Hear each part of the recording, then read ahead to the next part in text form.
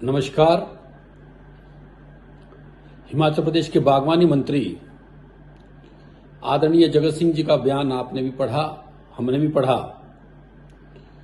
जिसपे वो भारतीय जनता पार्टी पर आरोप लगा रहे हैं कि अघोषित इमरजेंसी का दौर इस देश में चल रहा है। आदरणीय जगत सिंह नेगी ये बात भूल गए कि इस देश में आपातकाल आपकी जनप्रिय नेता स्वर्गीय इंदिरा गांधी जी ने लगाया था, और वो कैसा आपातकाल था, उसकी पीड़ा और वेदना उस समय के विपक्ष जिसमें हम सब लोग थे, हमने सही है। और उस आपातकाल के खिलाफ सारा विपक्ष पूरे देश में एक हुआ था। सब पार्टियों ने अपना मनमुटाव तोड़ करके एक झंडे के नीचे इकट्ठे हुए और एक सिंबल के ऊपर चुनाव लड़ करके कांग्रेस को शिकस्त दी थी। आदरणीय जगत सिंह नेगी जी को आज ये अगर अघोषित ये आपातकाल नजर आ रहा है, तो इस देश में वो सब लोग भी एक झंडे के नीचे आकर के एक सिंबल के अंदर चुनाव लड़ा करके दिखाएं।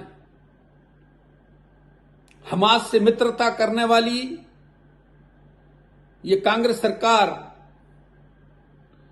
जिसके मुखिया देश में प्रस्ताव ला रहे हैं कि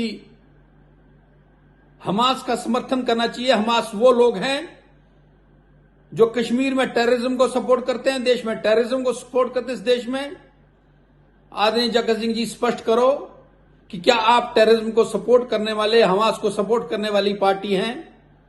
आप बात जो है आपातकाल की करते हैं।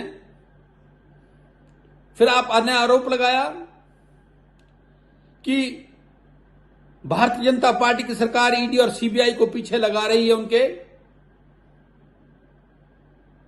आदरणीय जगत सिंह नेगी जी, अगर 140 करोड़ की इस देश की आबादी में 39 लोगों के गिरेबान में अगर हाथ ईडी और सीबीआई ने डाला है, तो ये वो लोग हैं जिन्होंने 70 साल के शासन में देश के गरीबों का पैसा चूसा है। आज वो अगर वो पैसा, आज वो रिश्वतखोरी और आज वो चोर बाजारी अगर आम जनता के बीच में आ रही है, तो आपको इस बात की पीड़ा क्यों है? और उसमें आपके वो सर्वप्रिय नेता भी हैं जो अभी देश में जमानत पर हैं। जहां तक बात आपने सरकारी नौकरियों में एक्सटेंशन की बात की, आप अपने गिरेबान में झांकें कि आपने 70 साल में आपने ना केवल एक्सटेंशन दी, आपने तो बहुत सारे अधिकारियों को सुपरसीड करके नौकरियों में उनको ऊपर स्थापित किया है। बड़े दुख और खेद का विषय है कि आप इस तरह के हल्के बयान दे करके अपने मंत्री पद की गरिमा को भी खराब करते हैं। और मैं चुनौती देता हूं आपको कि अगर आपको इस देश में यह आपातकाल नजर आ रहा है, इमरजेंसी नजर आ रही है, तो मैं फिर से कह रहा हूं कि सब विपक्ष जिस तरह से 77 में हम लोग एक झंडे के नीचे आकर के एक सिंबल से चुनाव लड़े थे, आप भी एक सिंबल के नीचे आकर के चुनाव लड़ करके दिखाओ।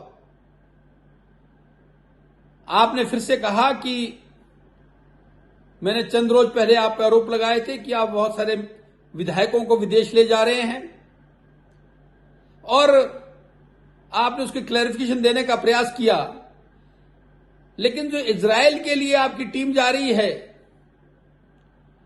आपने उसमें टीम का जो मोटिव है वो आपने कहा है कि आप ब्राजील जा रहे हैं, और ब्राजील में भी जो उसका मार्केटिंग यार्ड है उसका ट्रांसपोर्ट मैनेजमेंट देखने के लिए जा रहे हैं। आदरणीय जगत सिंह जी, ब्राजील आप जाते, लेकिन अगर आपने कोई एकेडमिक टूर करना था तो वहां के पशुधन को देखते तो समझ आता था। और अगर आपने मार्केटिंग यार्ड का ट्रांसपोर्टेशन का मैनेजमेंट समझना है तो हिंदुस्तान की आबादी से ऊपर का देश चाइना है,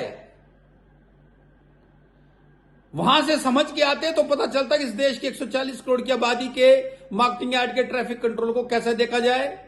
ब्राजील जैसे छोटे देश में आप क्या मार्केटिंग यार्ड का ट्रैफिक मैनेजमेंट देखना चाहते हैं? तो ये इस तरह के बयान देकर के आप हिमाचल की जनता और गरीबों का जो पैसा विदेशी दौरे पे खर्च कर रहे हैं वो बड़ा दुर्भाग्यपूर्ण है। और मैंने जैसे पहले स्पष्ट रूप से आपको कहा कि 77 की इमरजेंसी ये देश नहीं भूला है, उसको आपातकाल कहते हैं। उसकी दर्द और पीड़ा को हमारे बुजुर्गों ने देखा है, आपने नहीं देखा। हमास से दोस्ती,